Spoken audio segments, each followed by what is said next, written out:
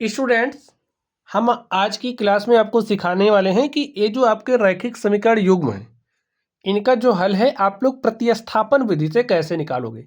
तो आज की क्लास में हम लोग किस पर बात करेंगे? प्रतिस्थापन विधि की। तो चलिए आप लोग ध्यान से देखिए, यहाँ पर हमारे पास समीकरणों का युग्म लिखा गया है। तो चलिए हम लोग इनको सॉल्व करते हैं। तो यहाँ पर ये जो समीकरण आपके पास है 3x + 4y = 10, इसको आप समीकरण नंबर 1 मान लीजिए। और यहाँ पर एक समीकरण और है आपके पास, देखिए क्या लिखा है, 2x - 2y = 2, इसको आप समीकरण नंबर 2 मान लीजिए। ये जो आपका समीकरण 2 है, समीकरण 2 से आप x अथवा y के मान को प्राप्त करने की कोशिश करिए। तो चलिए देखिए, हम यहाँ पर निकाल रहे हैं 2x, ये जो आपका 2 है इधर प्लस के साथ है, बराबर के इधर लाओ माइनस के साथ हो गया, ठीक है। यहाँ पर आपके पास -2y है, तो -2y को इधर भेजा तो +2y हो गया। ध्यान से देखिए, 2 यहाँ पर भी है, 2 यहाँ पर भी, हमने 2 को कॉमन कर लिया तो बचा क्या, x - 1 = 2y। ये देखिए 2 से 2 आपका कैंसिल हो गया, तो आपको मिला क्या, आपको मिल गया y का मान x - 1, और इसको आप मान लीजिए समीकरण नंबर 3, ठीक है।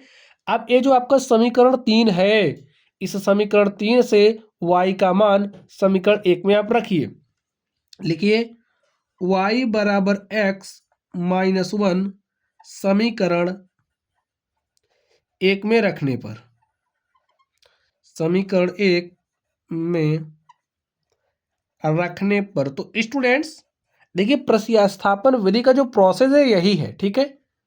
ऐसे आप सॉल्व करोगे। तो यहां से समीकरण 3 से जो आपके पास y का मान आया है, इस y के मान को आप समीकरण 1 में रख दो। तो चलिए रखिए, लिखिए 3x + 4 इंटू में y, और y का मान क्या है, x - 1, तो लिख दीजिए x - 1 = 10 है, तो यहाँ पर 10 केवल y के स्थान पर हमने यही रखा। सॉल्व करिए, देखिए 3x + 4 का x से गुणा करेंगे तो 4x, इस 4 का -1 से गुणा करेंगे तो -4 बराबर 10, 3x में 4x जोड़ोगे कितना हो जाएगा, 7x, तो लिख दिया 7x। -4 को बराबर के दूसरी तरफ भेजा तो 10, -4 इधर आया तो +4, और 10 में 4 जोड़ा तो 14 हो गया, 7x = 14। आगे ध्यान से देखिए, x बराबर क्या हो जाएगा, यहाँ 7 गुणे के साथ है तो यहाँ आएगा भाग के साथ हो जाएगा, 7 के साथ 7 दूनी 14, और यहाँ से आपको देखिए x का मान मिल गया है, x का मान आपको क्या मिल गया, 2। अब ये जो आपके पास x का मान आया है, इस x के मान को आप इस समीकरण 3 में रख करके y का मान निकाल लीजिए। लिखिए x = 2 समीकरण 3 में रखने पर, समीकरण 3 में रखोगे तो आपको क्या मिलेगा, y का मान समीकरण 3 में रखने पर।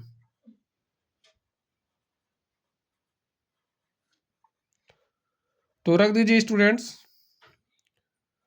y = क्या हो जाएगा, x का मान क्या रखना है, 2, तो रखिए यहाँ पर 2 -1, तो 2 में से 1 घटाओगे 1 आ गया, और आपको y का मान 1 मिल गया। यही हमारा क्या हो गया भाई, x का मान आ गया, y का मान हो गया, हमारा जो रैखिक समीकरणों का युग्म था वो हल हो गया है। और हल करने की जो हमने विधि इस्तेमाल करी, हमारी प्रतिस्थापन विधि। देखिए यहाँ से हमने समीकरण 2 से y का मान निकाला, y के मान को प्रतिस्थापित कर दिया समीकरण 1 में, ठीक है, और इस तरीके से हमारा समीकरण हल हो गया। तो यही हमारी प्रतिस्थापन विधि। लिखिए आता है x = 2 तथा y = 1 है। तो प्यारे साथियों, हमने आपको सिखाया कि आप लोग प्रतिस्थापन विधि का इस्तेमाल कैसे करोगे। चलिए आप लोग पढ़ते रहिए। अगर आपको कोई डाउट हो तो कमेंट बॉक्स में कमेंट करना है। वीडियो पसंद आए वीडियो को लाइक कीजिए, चैनल पर नए हो तो चैनल को सब्सक्राइब कर लेना। चलिए आप लोग पढ़ते रहिए। Thank you.